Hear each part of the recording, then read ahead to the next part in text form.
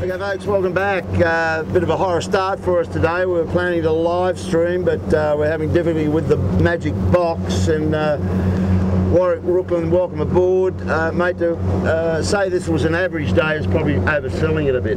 Well, it's certainly a very different day to what we had this time last week, Kilo, where we had beautiful sunshine, a nice nor'easter, and plenty of boats out enjoying the Sydney summer. This week it's I won't say, but it's raining. It's absolute rubbish, baby. Yeah, okay. And I've got to say, the fleet that we're looking at shooting at the moment, that's only part of it. We've got about 5 boats behind the start line. We've got Kitchen Maker in the drink. I think we had Kenwood in the drink. We've got a couple of other guys in Struggle Street. So this is going to be a really tricky day, in fact, because the breeze, to me, looks very up and down in pressure.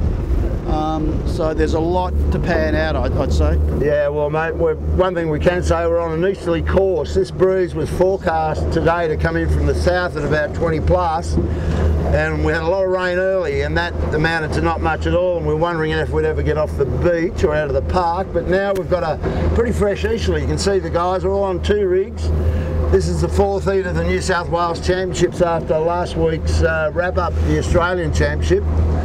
Right in front of us we've got David Witt on the Jolly Green Frog. He's got plenty to think, pretty loaded up. So this is going to be a hell of a race. But all the key players are here, all the real scrappers. Warwick, you got Smeg, you got Mojo with Andrew Chapman filling in today for Chris Nicholson. He's got the A team up in front of him. So it'll be interesting to see how young Andrew steps back in. But looked to me like Rag and Famish probably got the better of him. He went right into Bradley's, got the camera on Johnny Winning's hand. If you come around Simon to the left, you can see, gotta love it, with the Dream Team on board today. They're due out tonight to go to Singapore. Mixed fleet commitments going up there but this is a good race for them today, just because they're going to miss the next week or so. Yeah, no, that's exciting. I just saw Mojo doing turns in. Panasonic's got problems. I saw Whitty a minute ago had one of his men in off the wing, but they seem to have got that sorted out at the moment. I actually think, Keller, they're on the Soweys course, which is their figure of 8 course, and I noticed the top mark is a long way west, so I wouldn't expect them to be setting shoots straight away. Otherwise they mightn't get across Bradley's. But yeah, that's an exciting new chapter for Sevi and well, it's not the 7 team going to Singapore, but to start their Extreme 40 campaign. Ian Murray's going over with them, Scotty Babbage is going over with them. And Alex South has got a gig too. Yeah, that's great for her. She sort of found herself at the right place at the right time with the 5th person rule, either a female or under a certain age, I believe. And they've got Mitch Booth, he's back from Europe, and he's the coach for the team, so, okay. So I expect those guys to do really well. I would as well. I think that's a great looking team. Those guys aren't, they're not going there to make up the numbers, that's for sure, because it's been driven by the new Australian America's Cup squad, Ian Murray's guys, so that's how he's taking the challenge on with Team 7 and the others that Warwick just spoke about. So right now, we've got the camera on, gotta love it, and funnily enough, he's just got his nose in front here, Warwick. The Rag's coming in from out wider, but I think there's some good, and I agree with you, this is Soweys course. I'm just looking at the turn mark here in Double Bay. So Cocko's in the mix, Smeg's in the mix. We're in for a fruity afternoon of thrills and spills for sure. So we're still trying to get the live stream to connect up, so we're just doing this on the cards, and this might be what we have today, Warwick, but that might suit us because the way the rain's going, at least we can shut the camera down and save the equipment. But another adventurous day on the camera cam, mate. We don't know what's going to happen, do we? At all. It's all different for us, but this live streaming is the way to go. We're just going to keep persevering with it. And, I actually really enjoy this course, Kilo, because you know, quite often it's a big decider. There'll be 7 will be the top mark in the second of, you know, do you set the shoot straight away and risk not laying Bradley's? I would definitely do that, because you want to spit yourself down. Like hitting Bradley's is no big problem, and then you just pull it off and go 2 sails and set up again. Exactly. But there is a lot of puff coming out of Double Bay right now. I wouldn't be surprised if they do put shoots on, because if you take if you don't get your balls out and you go 2 sails, you can end up under Point Piper, and you get, you know, parked up a bit. Get the big becalm, yeah, I know. And I think a lot of it's got to do with what pressure they've got at the time. Obviously, when they get the top markets, we can see 7 now reaching there in first place.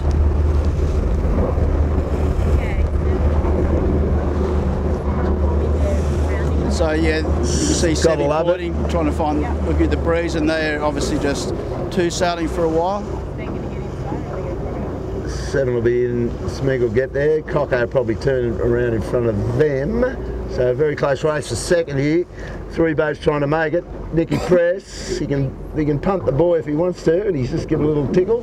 Better get out of here. And then Rag and Famish in 4th position. No shoots, gotta love it's going 2 sails. So pretty safe, they've got a nice little break. So plenty of puff on here, Warwick. Right now a lot of gust coming off Point Piper. So the plan is 2 sails at this point in time. They're on their way to Chowder Bay. And Grant Rollison's got the Fisher and Paykel well positioned. Simon Nern's DeLonghi, then Mojo, then Johnny Winning, and David Witt coming into the picture. But that's the pack at the moment.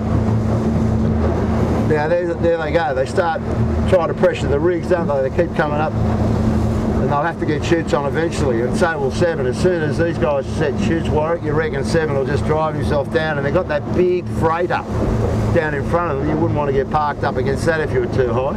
No, and it's interesting, we were talking about the pressure that you get at the top mark at the time, and 7 had better pressure than these 3 boats that are fighting, squabbling over second place. And look where Coco's going, he's going that high, they're almost on a wind. So 7 is just, you know, because of that pressure at the time, has just opened up their lead enormously. Big gust on now, so down go the bows, so they can start heading at the target. But I'd be just going low, just put the chute on and get yourself down there. Well, it's tricky. I mean, you don't want to do 2 sets and 2 drops. So that's a tricky one, and deciding when to put it on is obviously the very crucial decision. You can see how much the breeze is up and down, and how tricky these boats are to sail in 2-sail mode.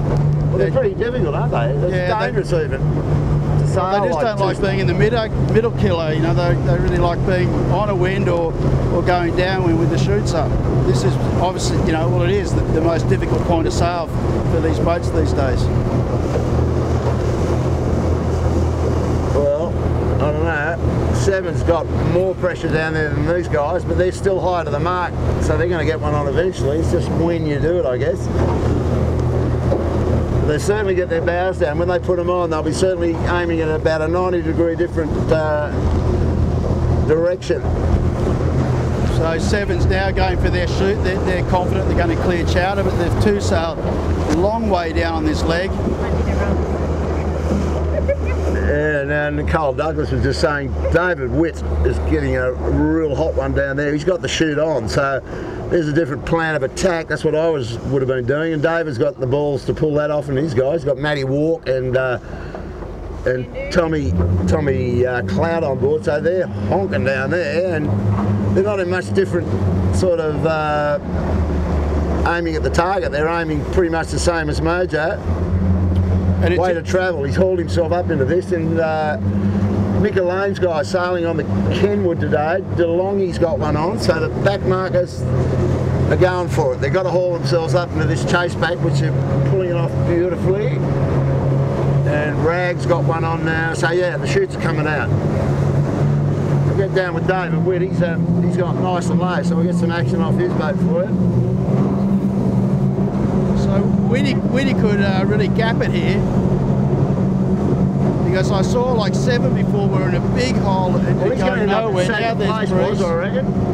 He could do it, because he's actually at the moment laying Chowder and looking up the course towards Rose Bay. I see one big gust left, which is just in now.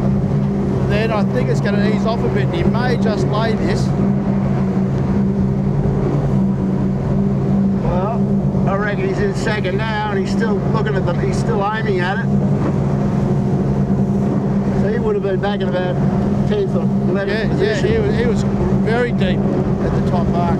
But Whitty's just so good at this stuff and he enjoys doing it, so it's great to see him having a crack. Now, what is going on here? Warwick and I thought it was an easterly, Warwick thought it was a southeaster, but this is a southerly course, folks. Gotta love it, Sevens going right down around that point. So this is a southerly course. At least we know that much. So the guys who are up high are still too high for mine. And David was just chewing into these yards here. So that means they're going to the Bishop Boy, is that right? No, there's a mark down in Chowder, which is quite deep into Chowder. So you need you need to have a shoot on at some point. David was not overly taxed here. He's just taken the shortcut to this. They're looking at the brews. They've got some big ones coming down the other side of this freighter that's parked handsomely in the middle of the harbour. Smeg and Cocker are on nice hot ones, putting their bows down. And I'll tell you what, and this ship is underway, Warwick. We've got the Port Authority's got the clearance boat in front of it. So when they get down here, they get the chutes off, this thing is underway. They might have to write some checks if they get a breach. The other thing I heard, Warwick, is it's going to come on the radar of the club, but this JJ, the people that run the Manly Ferry system have got a camera on the Manly Ferry now, and they've got a breach form, so whoever breaches that clearance in front of the ferry, which is about 300 metres, they'll be copying an $800 fine. I can't see the club picking that up somehow. Well, that'll be as good as Waverley Council, I'd say, the revenue they're going to get during that week. Now here we go. David Witt cannot get round this point, so they're going to be peeling any second. If you come round, Simon, you can, to the right, you can see Smeg. There they go, peeling now. So there's the other chasers. And you know what, Smegglers are into second. I think Thurlow and Smeg have actually closed some distance on 7 because 7 had to drop their chute and reset it. And I tell you, the other guy that's really done well here, Woody. Where did Rag, mate? Well, yeah. Well, where did Rag and Famish go? They've gone in the tide somewhere. Okay, folks, this is the first rounding up in Rose Bay after we did that spinnaker run down to the bottom. Gotta love it's around this mark and it's cleared out. Now this is where they start to tighten up. You've got a ding-dong battle going on here between Michael Coxon and Thurlow Fisher Lawyers and the mighty Smegglers right up for this today. There's a couple of different ways, Warwick, hit this mark up here.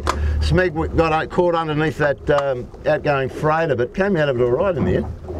Yeah, no, it wasn't too bad. In fact, he was looking famous for a long time there, but I think he did lose a position from memory, but he's still right in there fighting with Coco. And the guy that's done really well, just to our right, is John Winning. He's up there, he's in 4th position at the moment, and putting together a very good race. But geez, the breeze has been really up and down, yeah. Kilo, and flicking. Like we saw a lot of east early on in that last beat, and now it's sort of back to the southeast. So very tricky day, very glum day out here, isn't it? Unremarkable, I'd call it. But yeah, Johnny Winning's doing a really good job today. He's up for this one. He's just off the podium. Gotta love it's down towards Bradley's, and there's this race going on with Smeg and Thurlow, but Johnny Winning's now in 4th. Followed by the Rag. I don't know what happened to them on that run down there. They were in pretty good shape going in there the first time. They want to put the wing in, I don't know. They stopped at some point. So we've got Mark Anderson's Flying Sausages coming into the act here. And looking just fine. It's kind of funny, you know, it's like last week was the finale for the national title. We had 3 boats that could win the race, and there was other boats that came in the computations for the podium, and it was a perfect day weather-wise, great day racing. And then it's here, it's sort of, the racing feels a bit mundane today, you know, it's just not quite as lively, the day's a bit duller, so I think it's one of those ones just having a bit of a break before we wind up again before the JJs. Yeah, well, we've got a bit of work to do. The live streaming, obviously, if you've been watching the live streaming, you'll see this upload tomorrow. You'll be able to catch up with us with a bit of luck. Simon's got the cards going, so we've only got 30 minutes of that, so this will be a sort of abbreviated coverage of this race, but at least you're getting something out of it. It's inside the Rag as we speak. Jackie McCartney, Charco and Big Peter Harris doing another great job, as he always does on that shoot. So they'll be wanting to climb up a bit more here. He's got Johnny Winning that he'd like to get on top of. So we'll shut the camera down, a bit of action for you. We'll shut the camera down and get down to the bottom turn mark and see how the podium's shaping up. But at the moment, it's gotta love it, Gornsky. And the Smegglers have got the better of Cocker marginally on this run. Then to John Winning's Yandu and Cooper's Ragged Family's back to the bottom mark. See you down there. Okay folks, we're right down the bottom mark and gotta love it. Got trapped and got low, had to get low, missed that big cruise boat up there, but Warwick just noticed how quickly these blokes adjust this rig on this boat, change the gearbox. Scotty Babbage was in there working feverishly with the shifting spanner, wasn't he? Yeah, taking some turns out. It just shows you. I mean, these guys are, understand what's going on with their rigs. They've identified that the pressure has gone very, very soft now, and so just took that opportunity to put a bit of turbo into this second rig. I don't know whether any of the others will be doing it. I can't see that, but it's what makes these guys what they are. They're switched on to all this stuff. Yeah, the dream team at work, and that's what the others are up against for this JJ. So looking back up the track, Simon, if you come round, you can see the chasing pack now. It's become a race of, well, there's two on the podium. Michael Coxon tacked out. Well, if we go back to 7 for a sec, you can see, Simon, you can see Sammy Newton on the Lewis side adjusting those shrouds, evening things up. So these guys are taking every opportunity to, as I said, to turbo this rig up a little bit. Not bad, and hopefully find another step in their game. Yeah, well spotted. So as usual in this fleet, the chasing pack chase pretty hard, and gotta love it, has this habit of extending away and gets into the distance, which they've done again. But Nicky Press got the Smeg coming into this mark to be a clear second from Michael Coxon's just got a bit soft there. I think that'll give Johnny Winning in the Yandu a chance to get on the podium here have a look at that. That'd be great to see Woody get on the podium. This is a perfect day for him now, where if the breeze stays a little bit lighter, it's, his age and treachery may come into it versus his age being against him. Old age and treachery, mate. Yeah, so yeah, Johnny Winning into third.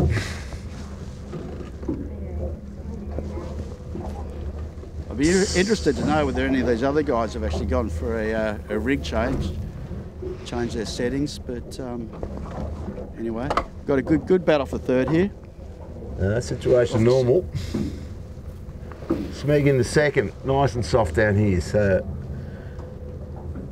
this is a real lottery out here now. You're looking up a harbour and it's just like fog, so it's hard to know where the next pressure is going to come from and which direction and how much of it. Yandu in the third. Jackie McCartney's pulled up into this podium area, and the other chasing pack is led by young Andrew Chapman on the Mojo, David Witt out his tailpipes, and Grant Rollerson is the rest of the chasing pack. So we'll shut this down, try and preserve some more cards so we can show you what happens later. Come back to you then. But they're back on their way to Double Bay turn mark. See you soon. Okay, so here's Gotta Love at 7. After their adjustment of the rig, there was bugger all breeze going up there, but they've gone for the chute early, which is a smart thing to do because there's not a lot of wind. See Savvy looking over his shoulder trying to work out where the next puff's going to come from, but they're trying to pressure it up at the moment just to pick something up. But the next boat on the racetrack would be the Smegglers by the look of it, but they're all very soft. If you come round, Simon, you can see the other boats. Johnny Winning, yeah, just sad where they are. The rag they're all sitting in. At least Smeg's getting into this pressure that Gotta Love it had. So pretty unremarkable day, Warwick. How you seeing this? Just 7, the rich will get richer and the poor will get poorer. Yeah, I think so. And it's interesting, Kilo, like after we noticed 7 boys adjusting their rig, they'd be softening their rig up to get more grunt into it. I was having a good look at the next 5 boats go around the bottom mark, and I didn't see anybody else doing it. So I don't know whether they don't have the capacity to do it, or they did it Forgot later the on the tools. beach, or forgot the tools, left them on the beach. I don't know. But it's funny, just Buck and I were just having a quick look then, and you could actually notice the difference in the 7 rig. It's just a lot more turboed up. So that's the advantage of the Dream Team, folks. And we might shut the camera down here because it's a bit like walking the sand pit, trying to find your shovel. So we'll shut it down and wait for something a little bit more fascinating to occur. Back to you then. Okay, folks, we're just on this chasing pack. Thurlow Fisher, City Marine, Mojo and John winning. They're fighting for 4th position on the race track, and this is really tough for these guys. You can see, you might be able to see, gotta love it, 7 so far down there. He's almost at the headland to turn into Obelisk. And you can see Jackie, there's a Manly ferry with Jackie McCartney's rag just to weather of them, and Smeg's right down on the bricks. So the podium is a long way away from these guys, and they're just their enjoyment will be just trying to beat each other home. So that's the situation. All trying to pressure up and get the next path, so that's going nowhere, was that, Caper? Yeah, and Cocko's got the 470 stance going, where he's sailing the boat to leeward, looking at the chute. You don't see that very often these days. In an 18-footer, particularly. Yeah, in an 18-footer, but yeah, it was amazing the difference between Smeg and Rag, which were close together at the top mark, and Smeg just got one bit of pressure and just absolutely took off. And that, actually Woody's done very well out of this battle for 4th place. He's got some pressure and he's heading towards the mark quite nicely at the moment. Okay, that's the scene, and if this was the heat of the JJ Giltman, that will ruffle up the leaderboard big time, except for Gotta Love It, who keeps just sorting it all out, changing gears, changing rig settings, and has done the Gonski again. So we'll shut it down and get down the bottom mark, where I think you'll find Smeg will be 2nd and Rag and Famish 3rd, and this race will go on for 4th all afternoon. Back to you shortly. So right now we're down at the bottom mark in Obelisk, and Gotta Love It 7 has just taken a massive stranglehold on this race. You can see they overcooked that ley line into there, but it doesn't matter much. But you can see probably see the boat sign if you pan around Smeg, pick up the red spinnaker of Smeg. They're right out in the stream, so they're just jibing now to try and find their way down to this mark with some decent jibe angles. So that's the race. That's the lead that Gotta Love It. The Dream Team have pulled off in this Heat 4 of the State Championships. Not much more worth talking about here, so we'll shut it down and wait for some more action. Later on, we'll go to the finish. Okay, we're still down at Obelisk, and this is Smeg coming in for 2nd on the racecourse, Warwick. Now, we're just talking, you were picking up on the fact that the breeze, yet again, has swung round. It's gone more to the southwest even, do you think? Yeah, for sure. And I mean, what that did was perfectly play into the hands of 7. And as you said, you know, a while ago, the rich is going to get richer today, and that's what's happened. And so 7 basically was able to get to the mark by covering a lot less distance than everybody else. The second one to benefit from that is our 2nd place boat, Smeg, and so it goes on. So the guys at the back are really struggling. They're having to do a lot of jibes to get to this bottom mark at Obelisk. So it's probably just a tricky day. Distance, haven't they? Yeah, exactly. So anyway, that's how it's looking down here. Chasing pack just on the horizon around Chowder Bay. So that's what we've got at the moment. It'll be interesting if this breeze does kick to the forecast where it said it was going to go southwest, which it's doing now, and then kick to 20 plus from the south. Anybody's guess. So if that happens, at least we'll get some action. Shut it down now and tag along with them. Now, there you go. So that just coming in for an easy takedown, and shit went overboard and made a mess of it. So, anyway, Rag's back in business. They'll give themselves an uppercut for that one, I would think, Warwick. That's it for down the bottom mark. We'll get out of here and tickle up to the Shark Island turn mark. Back to you then. Look at how far right that's gone now. Big right. Okay, come back to you when something could happen yet. They're flying into this Rose Bay or Shark Island turn, mate. The mighty Smegglers. Nicky Press got that thing lit up. Well, we just had a lot of rain come at us, so we couldn't shoot. So we've got the camera facing away from the rain. So Smegs clearly in second place now, Warwick. They've done a pretty good job. They just didn't have the get-go that the mighty 7 guys did, but of the best of the rest, they've done pretty well today. No, they've certainly done really well.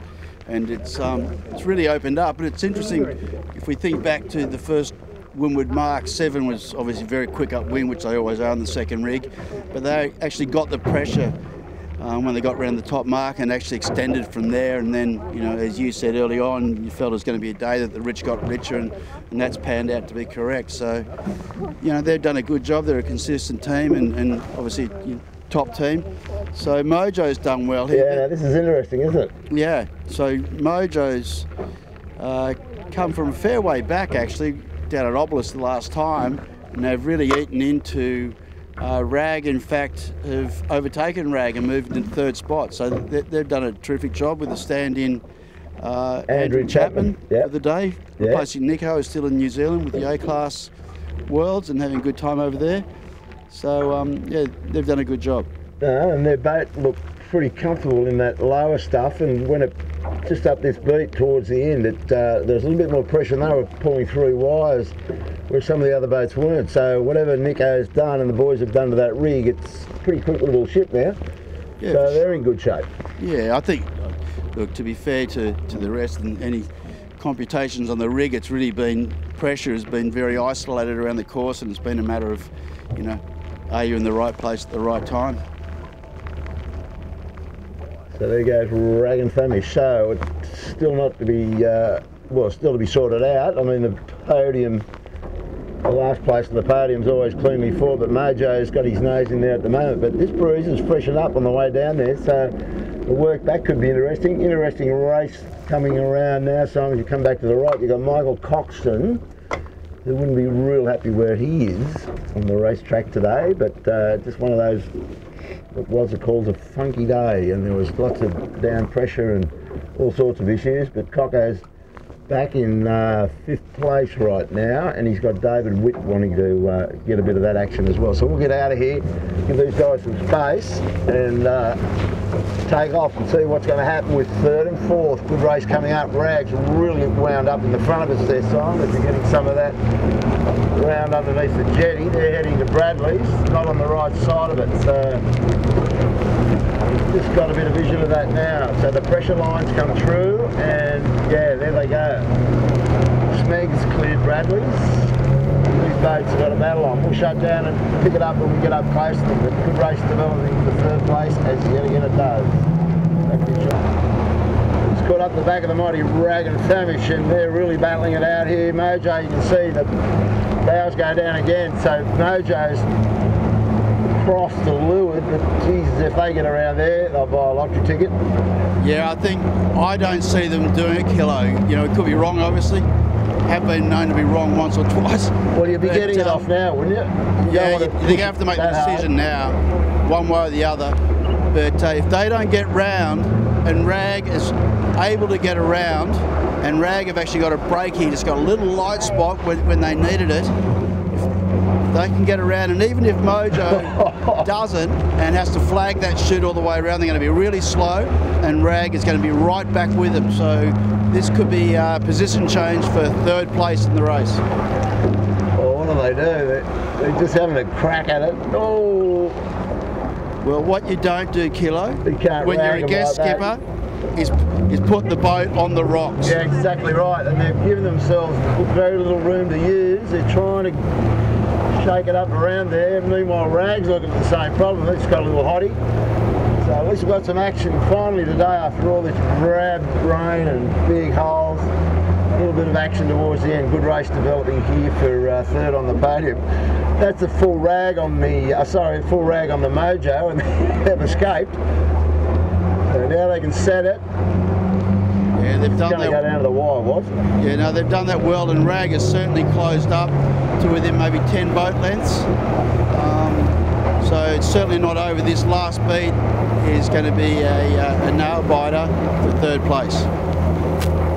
And in the meantime, gotta love it, has cleared the bottom turn mark and is well on his way back to the finish line with Smeg. You probably just see Smeg, the red sails of Smeg in this shot. If we can just line it up for you, there's Smeg going to the bottom mark. So that little puff that they brought across to Bradley's is almost gone again. It's just bizarre, isn't it? Oh, it's a tricky day, that is for sure.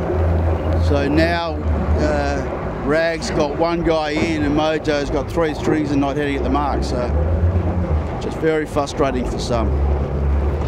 Yeah. Okay, we'll just turn it off here and pick this little battle up on the way to the finish line, because plenty of action in that little competition, although Mojo is doing a great job to just separate a bit at the moment. Smeg heading, take a look. Yeah, Smeg's coming back up, she's back on a win. Come back to you shortly, we'll take them across the line for it. Okay, so I've got the camera on, gotta love it. She's only about another 100 metres from, they've got to do 2 tacks here to get to this finish line, but they've got a whole pile of reasons why they want to get ashore in a hurry, don't they, Warwick? You've got the mail on their, they've got a ticket out of town in about 2 hours' time, it seems.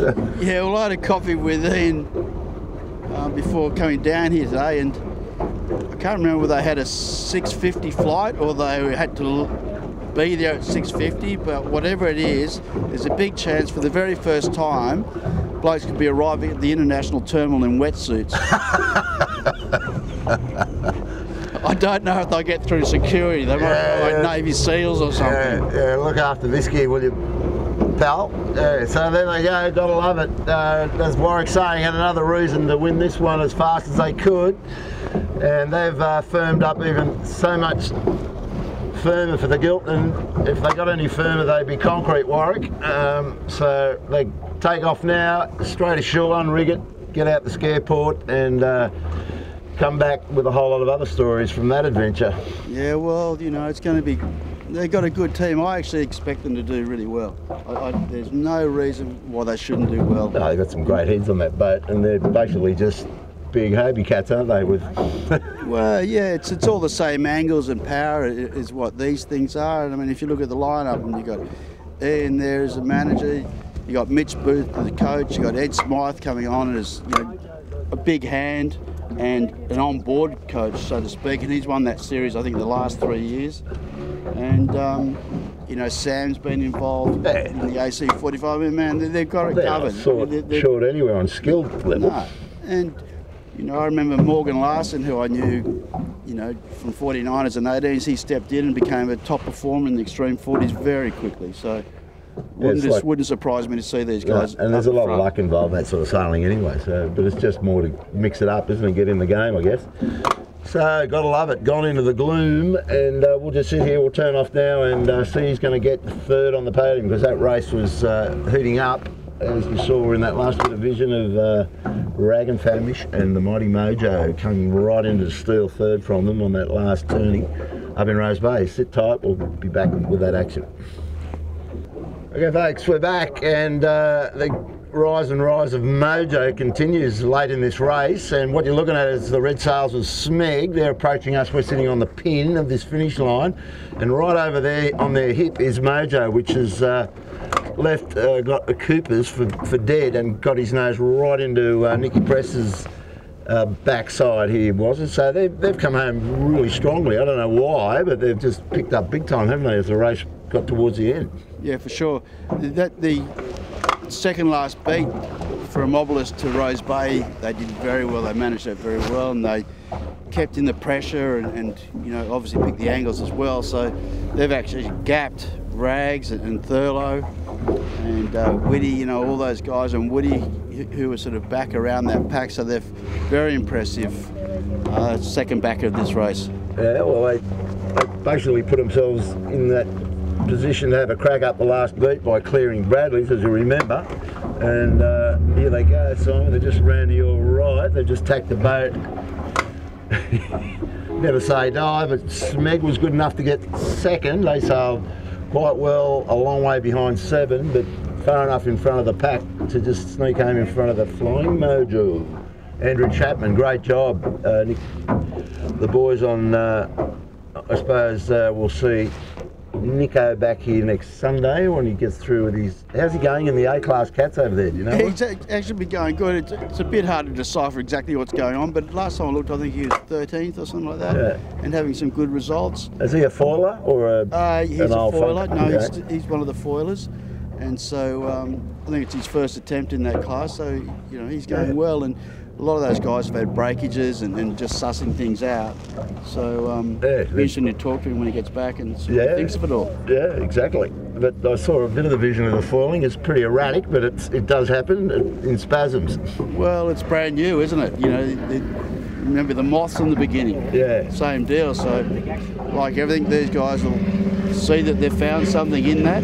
The guys that can do it, and the guys that are winning, I think they're all, the top 3, I think, are foilers, and then you got, I think, Landenberger, who's been an old hand in cats for like 20 years or something, is in 4th place. All right, so he's the best of the normalers. Yeah. Well, Warwick, thanks for coming out today, mate, and getting a wet ass with the rest of us. Shame about the live stream. We'll get a bit of a debrief on that tomorrow, but the plan is we'll be back here next Sunday in the park. Hopefully we'll get rid of all this cruddy weather and hit the live stream up again.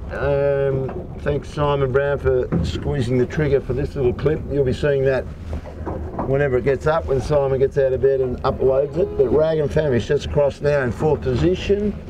They did a pretty good job today, and on what I would say is a very unremarkable day on Sydney Harbour. We're out of here. See you again next Sunday. Thanks for coming along.